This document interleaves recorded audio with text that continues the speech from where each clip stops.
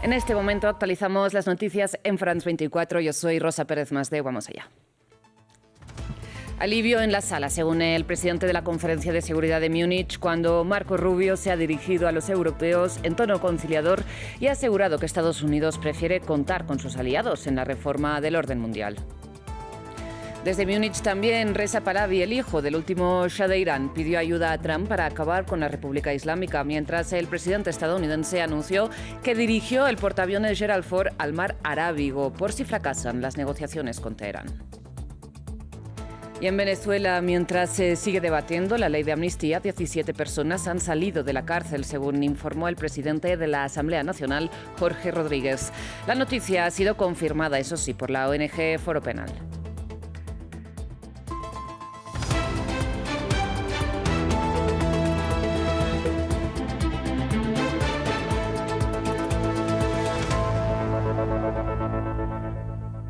Empezamos en Alemania porque en la Conferencia de Seguridad de Múnich, Marco Rubio se ha dirigido en un tono conciliador finalmente a un público europeo expectante en medio de la crisis transatlántica que tocó techo, por decirlo así, recordemos, con las amenazas de anexión de Groenlandia. El jefe de la diplomacia de Estados Unidos ha asegurado que prefieren contar con sus aliados en la reforma del orden mundial. Sin embargo, ha insistido en el presunto declive civilizatorio de Europa.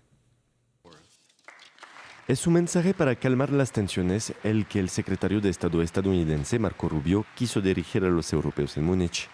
Exactamente un año después del discurso incendiario del vicepresidente J.D. Vance, que había sacudido la relación transatlántica. El jefe de la diplomacia estadounidense dejó entrever que Washington no tenía intención de abandonar a sus aliados europeos. No buscamos dividir, sino revitalizar la Alianza Atlántica. No queremos que nuestros aliados sean débiles porque eso nos debilita a nosotros también. Queremos aliados que puedan defenderse por sí mismos para que ningún enemigo se sienta tentado a poner a prueba nuestra fuerza colectiva. En un contexto de creciente distanciamiento de Estados Unidos dentro de la OTAN y mientras las relaciones transatlánticas atraviesan turbulencias sin precedentes, como lo mostró recientemente la crisis de Groenlandia, el futuro de la alianza histórica entre europeos y estadounidenses está en el centro de las preocupaciones. Y pocos días después de haber afirmado que el antiguo orden mundial ya no existía, Marco Rubio dio a conocer que Estados Unidos tenía la intención de restaurarlo, esforzándose por sumar a los europeos a las ambiciones de Donald Trump. Aunque estamos dispuestos, si es necesario, a llevar adelante esta tarea solos, preferimos y esperamos llevarla a cabo con ustedes, nuestros amigos aquí en Europa. Otro tema en el centro de las discusiones entre europeos y estadounidenses, la guerra en Ucrania. La conferencia de Múnich se celebra en presencia de Volodymyr Zelensky. Y mientras Washington sigue presionando para lograr un acuerdo de paz rápido, Marco Rubio declaró el sábado que no sabía si Rusia hablaba en serio en su intención de poner fin a la guerra contra Ucrania. Bien, y precisamente este viernes, ahí en Múnich, el presidente francés Emmanuel Macron anunció que ha abierto un canal de comunicación directo con Rusia para que los europeos tengan un rol también en las negociaciones sobre Ucrania. Mientras este sábado, el mandatario ucraniano Volodymyr Zelensky ha vuelto a exponer su postura respecto a los diálogos y reprochó a Washington que nunca pida concesiones al Kremlin. Nuestra enviada especial en Múnich, Erika Olavarría, nos amplía.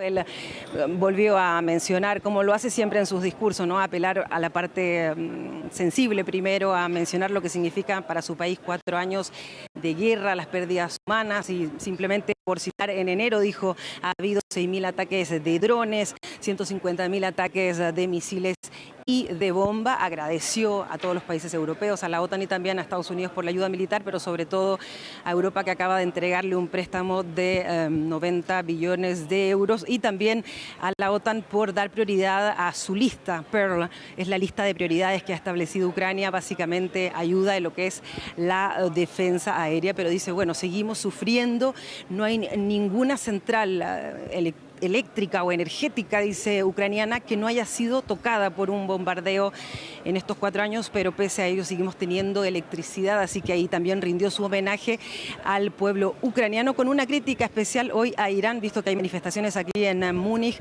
diciendo que el régimen tiene que terminar, que por los drones de Irán, que no tiene ni frontera con Ucrania, están muriendo también a diario los ucranianos. Bien, y tal y como comenta Erika, ¿no? Irán también marca la agenda de la Conferencia de Seguridad de Múnich. De hecho, Reza Pahlavi, ahí invitado, el hijo del último Shah de Irán, que vive en Nueva York, recordemos, pidió ayuda a Donald Trump para derrocar la República Islámica. Escuchemos. Al presidente Trump has desplegado una armada masiva y has señalado inequívocamente que el tiempo de la brutalidad está llegando a su fin. El pueblo iraní te escuchó decir que la ayuda está en camino y tienen fe en ti. Ayúdalos y la historia los registrará junto a ustedes, no solo con la nación iraní, sino también con los más grandes héroes del mundo.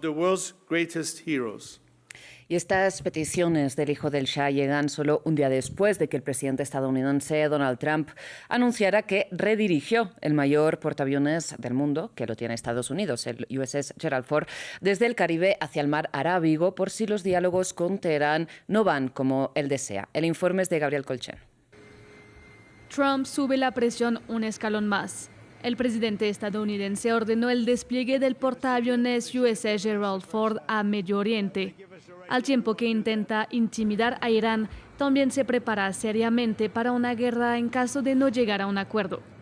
Las negociaciones entre Washington y Teherán son delicadas. Estados Unidos pide a Irán cancelar por completo su programa nuclear, mientras que Teherán defiende su derecho a un programa nuclear civil. Trump también busca discutir el programa de misiles balísticos de Irán, algo que Teherán se niega a hacer, al menos públicamente. 2 funcionarios estadounidenses confesaron a la agencia Reuters, bajo condición de anonimato, que Washington se estaba preparando para un conflicto que podría durar semanas. Donald Trump ya desplegó lo que llama una armada en Medio Oriente.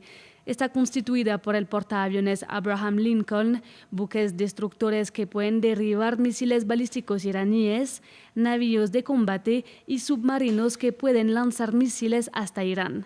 El portaaviones Gerald Ford acompañará al portaaviones Abraham Lincoln.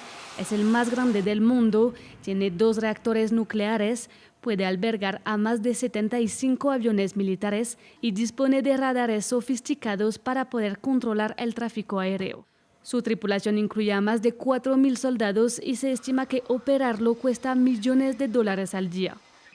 Este nuevo despliegue aumenta la capacidad de atacar a Irán desde el mar y de defender a las 8 bases permanentes, además de las no permanentes, que tiene Estados Unidos en la región y a los países que las acogen. Si bien en junio pasado Irán contestó a los bombardeos de Israel y Estados Unidos con ataques moderados para evitar una mayor escalada, esta vez podría golpear más fuerte y amenazó con volver a atacar las bases estadounidenses en la región. Además de su programa de misiles balísticos y el apoyo de sus proxies, aunque debilitados, Irán también tiene la posibilidad de cerrar el estrecho de Hormuz, por el que transita más del 20% del petróleo mundial. Seguimos en Medio Oriente. En Líbano este sábado se cumplen 21 años del asesinato del primer ministro libanés Rafik Hariri. Miles de personas se congregaron en el centro de Beirut para honrar su memoria en un acto político en que su hijo, el también ex primer ministro Saad Hariri, insistió en la necesidad de un Estado fuerte que tenga el monopolio de la fuerza. Esto en el contexto, recordemos, del desarme de Hezbollah en la supuesta tregua con Israel. Nuestra corresponsal Etel Bonet nos amplía desde la concentración. Estamos en la Plaza de los Mártires, en el corazón de Beirut, y hoy se conmemora el 21 aniversario del asesinato de Rafik Hariri. La plaza está llena de banderas azules y con el cedro libanés, enormes retratos de Hariri y miles de personas que han venido a rendir homenaje en este lugar tan simbólico. El momento más esperado ha sido el discurso de su hijo, Saad Hariri, ex primer ministro y líder suní durante 2 décadas. Hariri se retiró de la política en 2022. Hoy no habló de volver al poder de inmediato, pero dejó claro que su corriente futuro sigue activa. Su objetivo es reforzar el Estado, garantizar la estabilidad y promover la unidad nacional, especialmente de cara a las elecciones de 2026. Habló de un Estado fuerte y de continuar el proyecto político de su padre. También insistió en que todas las armas deben estar bajo control del Estado, aunque reconoció que grupos como Hezbollah siguen manteniendo sus preocupaciones de seguridad frente a Israel. Eso está limitando el avance en el desarme. Su mensaje es claro: no es un regreso total, pero sí una reactivación política. En un panorama suní fragmentado, con nuevas figuras, intentando hacerse un lugar, su presencia vuelve a pesar. Hoy hay un detalle simbólico que no puede ignorarse. Es 14 de febrero, San Valentín en muchos lugares, pero en el Líbano también es un día político. Cada aniversario es una plataforma para enviar un mensaje, y este año el mensaje de Saad Hariri pesa tanto como la memoria de su padre. De Líbano cambiamos de tema, vamos hasta Venezuela, donde esta noche 17 personas han sido excarceladas en el marco del proceso de amnistía, según declaró en su cuenta de X Jorge Rodríguez, el presidente de la Asamblea Nacional y hermano de la presidenta interina del país, de Delcy Rodríguez. La ONG Foro Penal ha confirmado la información, mientras los familiares de los llamados presos políticos mantienen protestas a las afueras de una cárcel de Caracas. Nos amplía Juan Pupiales. Una promesa incumplida es la premisa a la que se acogen este grupo de manifestantes a las afueras de la cárcel de Zona 7. Son mujeres que se encadenaron y acampan en las inmediaciones de este penal en Caracas. Carmen es madre de José Reyes Farfán y le habla al presidente de la Asamblea Nacional, Jorge Rodríguez. A mí usted me lo prometió en mi cara, por favor, cumpla con su palabra. Necesitamos la liberación de nuestros familiares. Yo quiero a mi hijo libre y junto con él todos los que están allá adentro. Ya es hora, señor Jorge, por favor. Carmen se refiere a la visita de hace algunos días del propio Jorge Rodríguez, quien aseguró que las liberaciones tendrían lugar esta misma semana. Sin embargo, la Asamblea Nacional aplazó el debate final de la anunciada ley de amnistía y la incertidumbre es ahora un fantasma que camina al lado de una larga espera. Así lo cuenta Sacharet Torres, hija de un detenido. Que se haga sentir que estamos desesperadas. Ya está bueno, ya mucho tiempo, y nuestros presos están desesperados también. Fue el jueves cuando el legislativo aplazó la discusión del proyecto de ley de amnistía.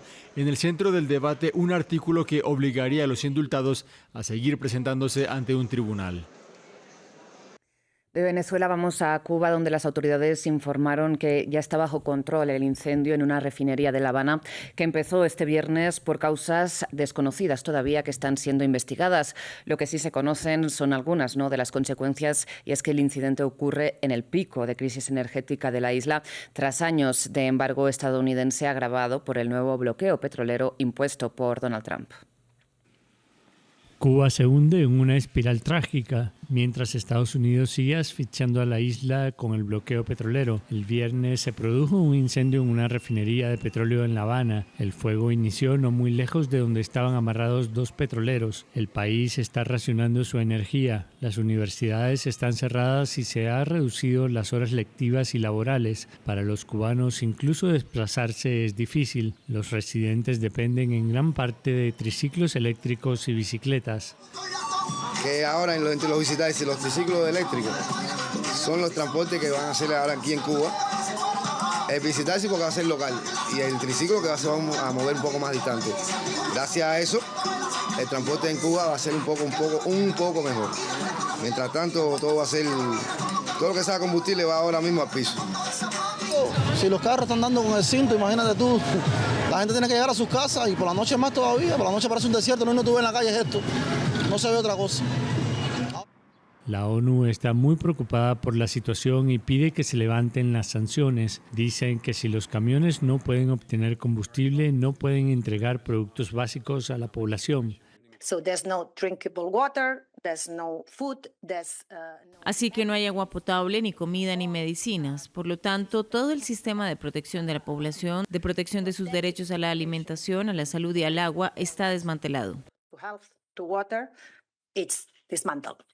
2 buques de la Armada Mexicana llegaron a Cuba con ayuda humanitaria. Uno de ellos transportaba más de 500 toneladas de alimentos, entre ellos leche, arroz y frijoles. El presidente de Estados Unidos, Donald Trump, ha amenazado con imponer aranceles a cualquier país que venda o suministre petróleo a Cuba.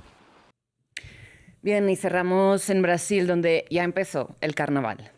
Este viernes el alcalde de Río de Janeiro entregó las llaves de la ciudad al rey Momo, una ceremonia que marca el inicio oficial de una semana de fiesta en la que este año se esperan hasta 8 millones de participantes, según las cifras citadas por la agencia de noticias EFE. Muchísimas gracias por su atención. Enseguida regresamos con más.